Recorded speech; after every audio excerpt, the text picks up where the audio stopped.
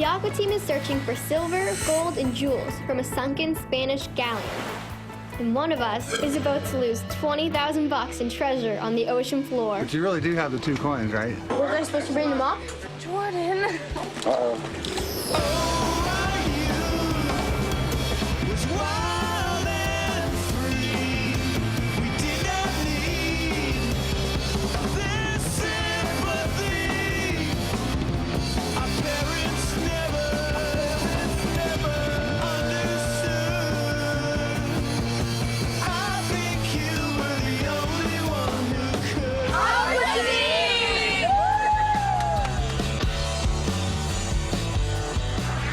The Aquateam is in Key West, Florida, on the southeast tip of the United States. The water here is full of old shipwrecks. Aquateam is searching for sunken treasure.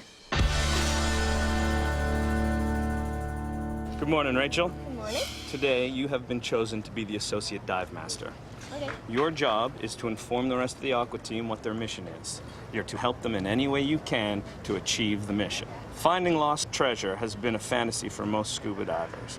After 15 years of searching, the Nuestra Senora de Atocha was found by the Mel Fishers. To date, $500 million worth of artifacts have been found. And according to the manifest, there's still another $500 million worth out there. Okay. Your mission is to go search for that treasure.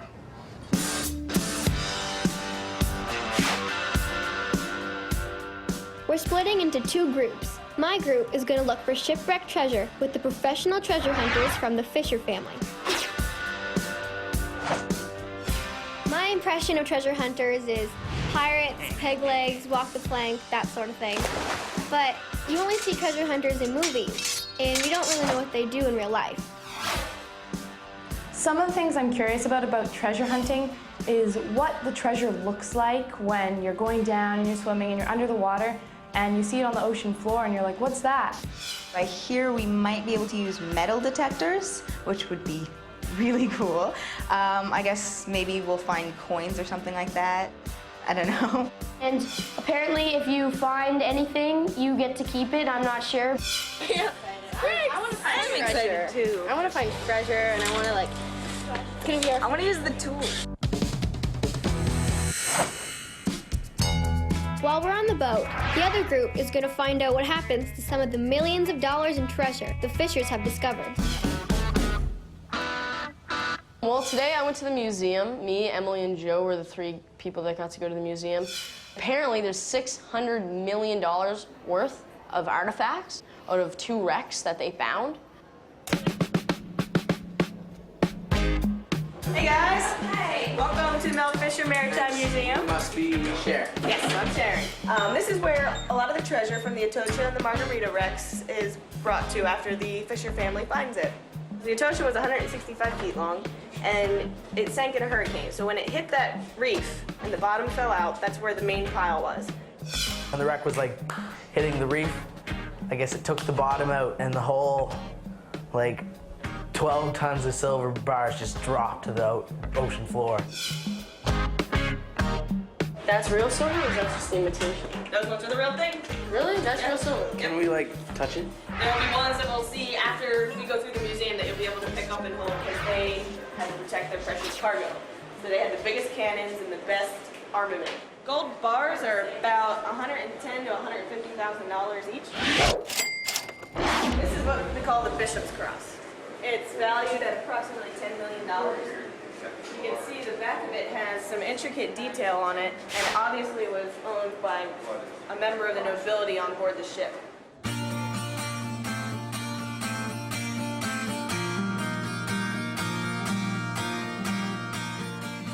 They showed us all the different treasures that Mel Fisher and his children had found.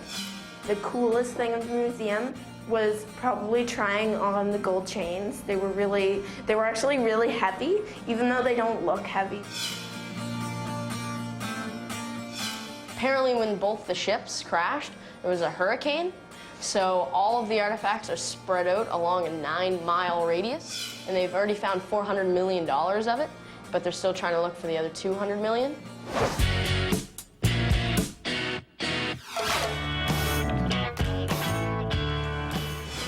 hoping to get our hands on some gold too.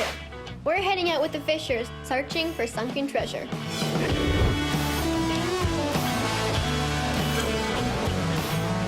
I'm hoping it's not too heavy for me to bring up, because I'm thinking I'm gonna find like a huge piece. So if it weighs more than me, I might have to leave it, but you know, just a little piece of gold would be really cool.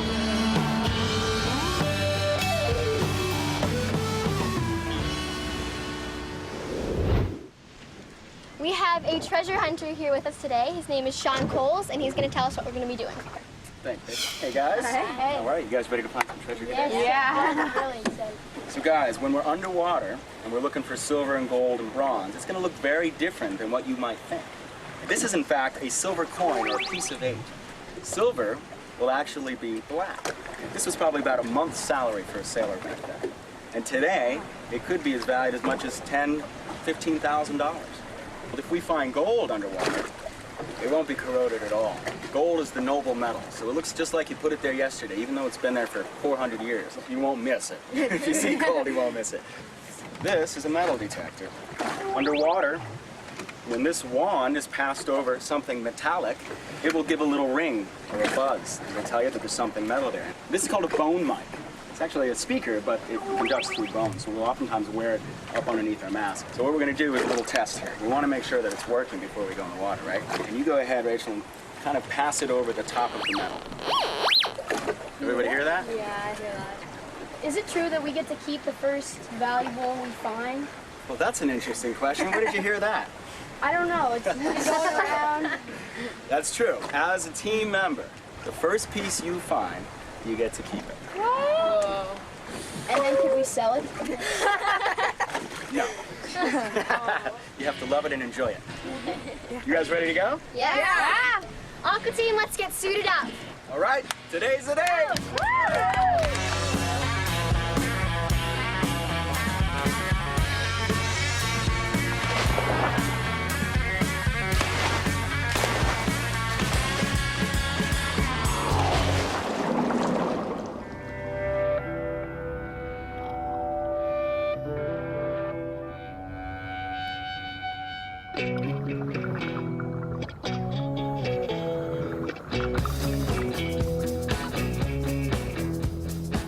This is a very exciting spot. This is actually a spot that's pretty new. We don't know exactly what the name of the shipwreck is. We have found something that's very, very special. It's a ballast pile. Back then, they would actually use river rocks, and they put it in the belly of the ship, and this would give the ship trim or ballast, which would make it sit right in the water. Finding a ballast pile means we are on a 17th century shipwreck. One thing that treasure hunters use to find valuables under the sand, underwater metal detectors. And then you have an earpiece in your ear, like tucked into your mask. And then you have the stick and then the little ring, which you push along in the sand. And when you hear a buzzing sound, that means that there's metal. So once you hear that, we all get really excited.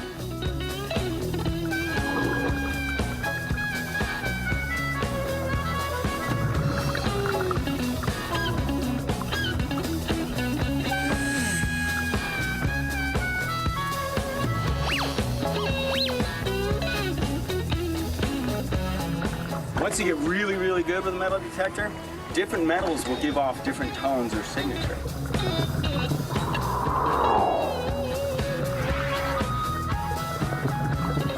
You know, it's really cool. The metal detectors aren't that hard to use. Like, we just push them along, and I was surprised. Like, my metal detector was buzzing quite a lot.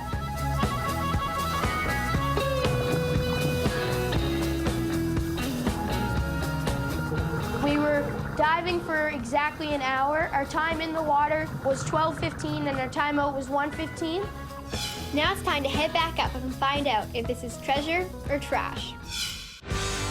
The Aquateam is in Key West, Florida, searching for shipwrecked treasure with the Fisher family. Now it's time to find out what we've discovered. Well, great job, guys. You guys all found something. Yep. So what do you guys think this is that we found here? Iron? Iron. You're exactly right, iron. Iron will get very black like this as well. These are both pieces of rigging, iron rigging. Very typical. So it's not always finding gold and silver and emeralds and pearls and jewels, right? We found a few other things. What did you find? I found a bullet casing. That's exactly what it is. This is a bullet casing. However, it is not from 17th century. This is much more contemporary. We find a lot of material that is not part of the shipwreck. You figure for 300-400 years there was maritime traffic going through this area. Would this stuff here be part of the 1700s shipwreck? This is definitely from that. And you saw how this was all mingled in all those ballast stones? You could see the stones in there, but again, it's not like how Hollywood would make it look, right? You could easily have swum over any of this had you not had a metal detector, right? Yeah. Right? Oh, yeah. Do you think this big piece of iron would be allowed to be taken back with me to Halifax? It's a valid question, but of course, conservation has to happen, then documentation, and then if it is truly an artifact that belongs to the team, you would get your fair share of it. So in this case, you couldn't just take it back to Halifax. None of it? Not at this point, but we'll call you if it's anything really special. Actually, you guys were pretty lucky. Sometimes we'll find nothing in a day. Be out there all day long, nothing. So you actually found material that is true to the wreck site. And that's a good day. That means we're on the trail.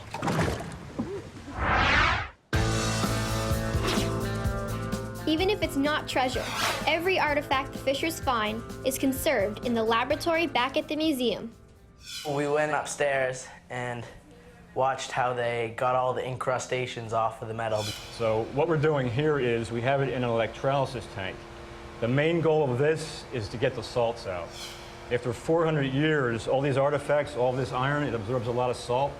And if you don't remove the salt from this artifact and you let this dry out right now, this artifact would just fall apart. All the salt inside of it, it would just start expanding and crystallize, and this artifact would be in pieces.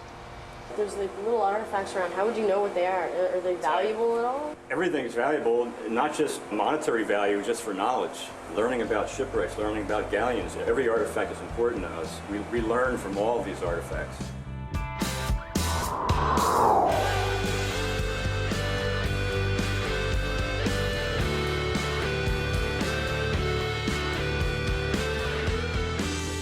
So how much would a silver bar like that be worth? This one is about $55,000. Yeah, and they found 1,000 of them. Oh, we can do it. Oh. Yeah! Back on the boat, we're ready to dive again. We're getting some more help from Kim Fisher. He's been hunting for treasure almost his whole life. My dad was a treasure hunter, Mel Fisher, and I started going out on the boat with him when I was 6 years old. When I was 9 years old, I found my first piece of 8. That's a silver coin. And I was hooked ever since. Once you found something like that and you're the first person to see it in 300 or 400 years, you just want to find more. It's very addictive. What's the first thing that goes through your mind when you think you found something valuable? Oh, anytime I see something, it's a piece of history. I look at that thing and I think, I'm the first person to see this in 400 years, you know, and I wonder who was the last person to see it, and it's just an incredible history lesson. Will there be any gold here? I think there's a really, really good chance that you guys are going to find some gold this next dive. Okay, yeah, ready. Sounds good. Let's sit up and go.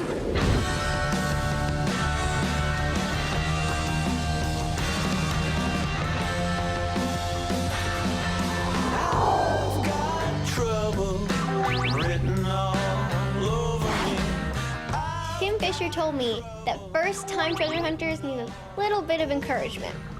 So we decided to hide some gold and silver on the bottom of the ocean. It'll give the Aquateam a taste of treasure fever. They don't know it's a prank. So they're gonna come up here and they're gonna be freaked out and they're gonna be, we found gold. On our second dive, we're basically gonna repeat what we just did, but we're gonna have 2 metal detectors and we're just gonna see if we can find anything else, you know.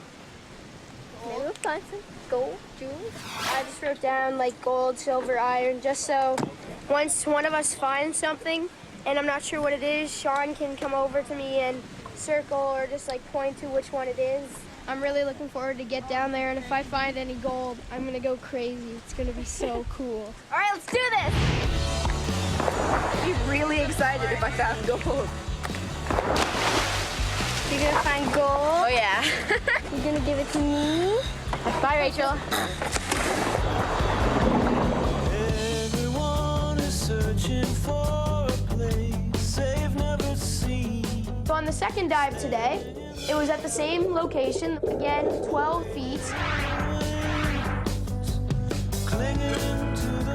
Sometimes there's a day where you don't find anything, but sometimes there's days where you find a lot, and that'd be so exciting. That'd be an awesome way to live. Relax and turn the lights down low. Turn the lights down low. Turn the lights down low. Open up the back door. Turn the lights down low and see what happens. Yeah. As soon as the metal detector hit the sand, it started buzzing, and I just dug a little bit right like that. A huge metal disc. It was really heavy. My buddy Gwyneth also found a gold bar, so we were both really excited right off the bat.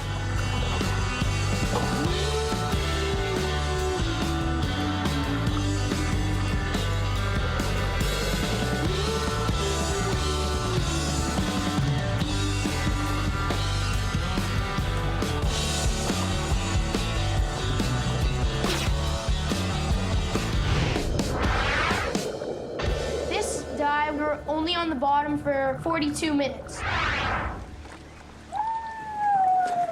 What's that?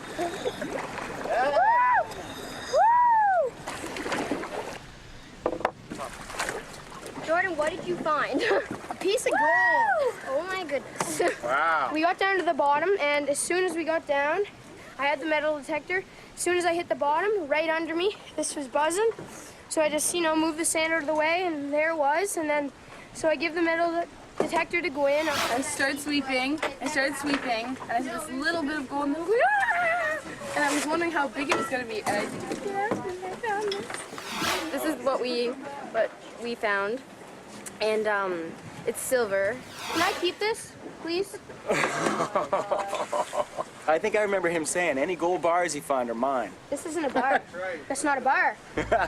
It's considered a gold bar, gold bullion, gold disc. They're all of the gold bar. We finally let them know the treasure was planted and that they have to give it back. But Kim hasn't got all the treasure back yet. I put 3 coins by this rock, and get the kids to come down and find them with a metal detector. And then they found these silver coins, but then they kind of got distracted when they found the gold, and they set the coins down. Yeah, I just dropped them. Really? Did they buy that? What? Were they supposed to bring them up? Yeah, it's treasure. Okay. But you really do have the 2 coins, right? No. No? Get on. Uh-oh. Jordan. What? But you girls brought up 1, right? Yeah. Okay, so we had 3. We only found 1 though. So there's 2 still down there. Next time when you pick up coins, don't put them back.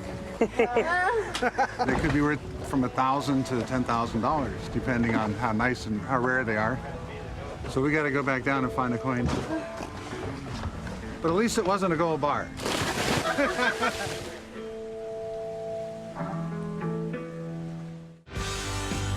We finally found some valuable treasure. Gold and silver Kim Fisher hid on the bottom. Trouble is, Jordan left some of it down there. Next time when you pick up coins, don't put them back. I kind of feel bad because I just left $30,000 in the water. But other than that, I feel good. Today's the day. Got it!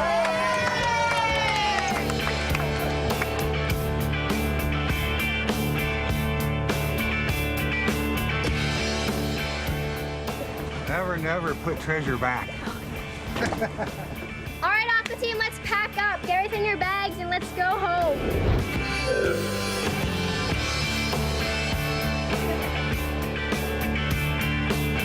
Woo, that was fun!